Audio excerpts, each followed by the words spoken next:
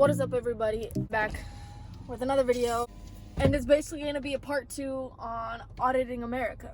So I had a comment right here. I'm going to put it somewhere on the screen. Told me to check out one of his latest videos about the girl saying she's going to pepper spray him. So I just watched it, and oh my gosh. So he went into a post office. Obviously, that's one of his main places he goes. I don't know why. Maybe he has a fetish with post offices and trying to practice his First Amendment there. I don't know why, but he does. Just go ask him why he does it. Maybe because it's one of the few places that is still open as a federal building.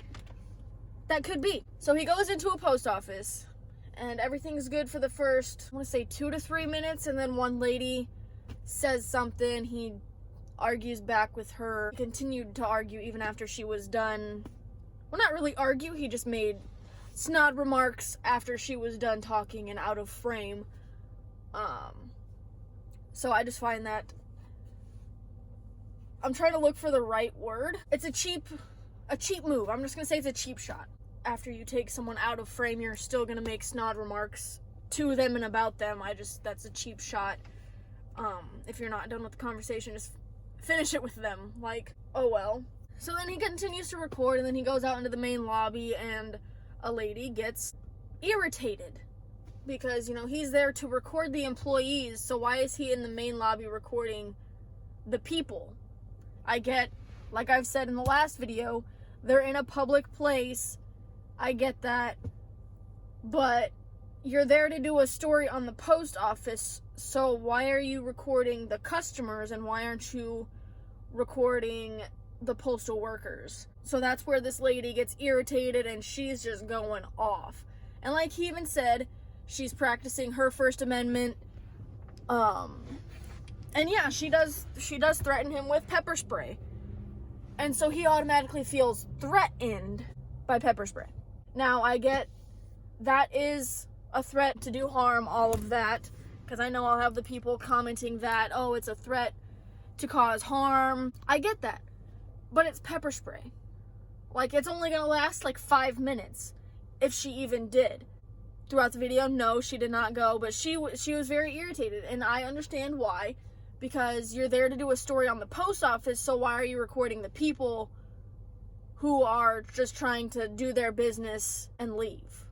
Like, your story is about the post office, not the people in the post office. I get you probably want to get, like, the function of it. Maybe that's what he's doing, but you're there to do a story on the post office. I've said that 3 times now, but that's his purpose there. So why record the people, especially people who have said they don't want to be recorded? I said this in my last video, which is doing well, by the way. Right now it's doing very well. But I said in my last video, as a human, just be respectful. If someone doesn't want to be recorded, just politely say, well, it is within my rights. You're in a public place.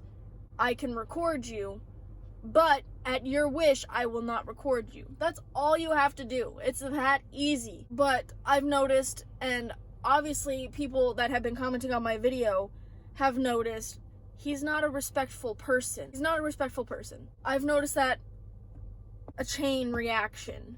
I know this video is going to be short. That video was really short. So this is obviously going to be a short video, but my main point for making this video is that if you're in a place doing a story, that's fine.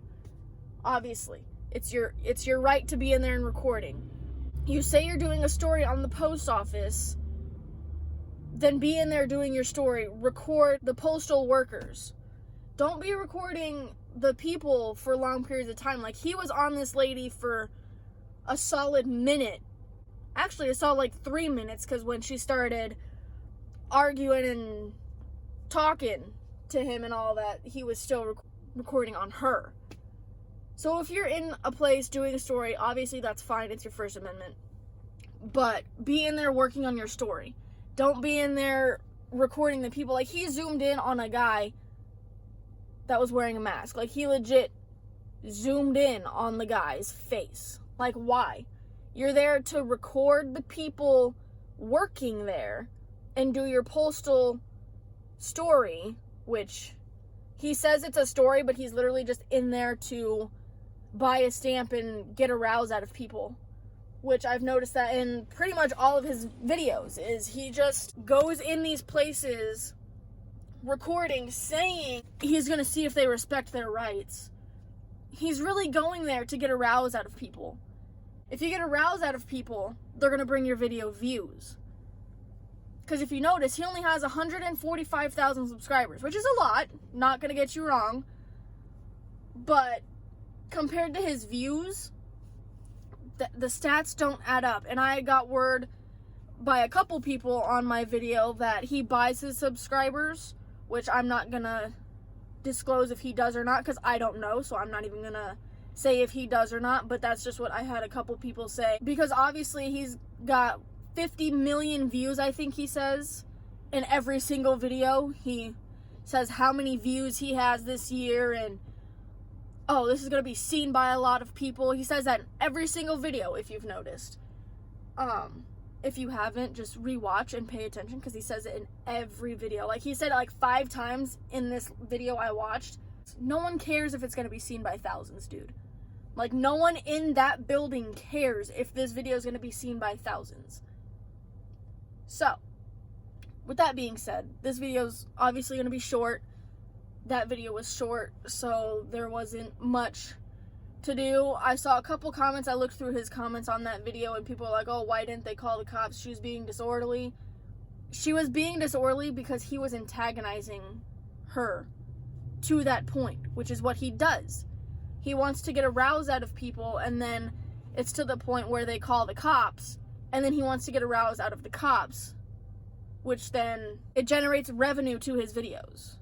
So, maybe that's what I need to start doing. Just kidding. I'm not going to do that. I'm not going to go into places recording just to try and practice my rights, but then get a rouse out of people just because you think you can.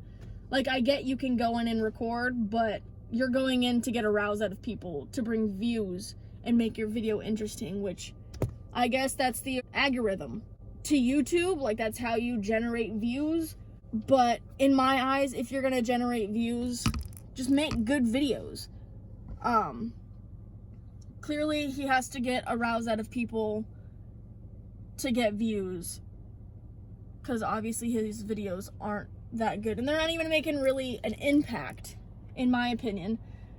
He's not getting his point across by trying to practice his First Amendment rights. There's been a couple videos where he has, but now it's to the point where he just does it to get a rouse out of people, to try and teach them that it's their right to record and that he has the right to be there. But he's just, for the 20th time, he does it to get a rouse out of people. He does it to create a conflict, to get content, because nowadays on YouTube, I've noticed with not every YouTuber, but a lot of YouTubers, you have to make people mad in your videos and get it on camera for it to be a good video. There's not very many YouTubers that can make good quality videos, good content without getting a rouse out of people. And I'm not saying like the YouTubers who do pranks, like that's obviously gonna get a rouse. It's called a prank for a reason. I'm talking about the YouTubers like Auditing America. And he's not even a YouTuber. I'm not even gonna get into that point, because that results around he buys subscribers. So I'm not even gonna get into that. So I'm not even gonna say he's not a YouTuber. But YouTubers that have to do videos like Auditing America to get a rouse out of people, to me, are cheap shot YouTubers. YouTubers that do pranks and make good content videos are the real deal YouTubers. So like FaZe Rug, Brawadis, Devontae Friga, and so many more that make actual good quality content are the real deal YouTubers. Like, they think their videos out, they know what they're gonna do, and they grab their audience from real stuff. In Auditing America, he's making real videos, obviously, but he has to create conflict to get his views. So that's going to be all for this video. I know I got off topic a little bit, but I just kind of wanted to explain my views on the types of YouTubers and the difference of Auditing America to all the other YouTubers. So I hope you guys enjoyed this video. Leave a comment down below if you did. So I'm going to be making another video explaining why I make these videos. I know I don't owe an explanation to anyone, but I'm going to do it just because. I'll save that for the other video. I love you guys.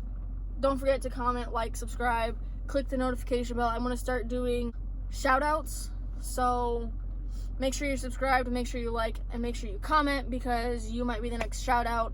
I think I'm going to start that the next video. So I love you guys. Stay safe and be great.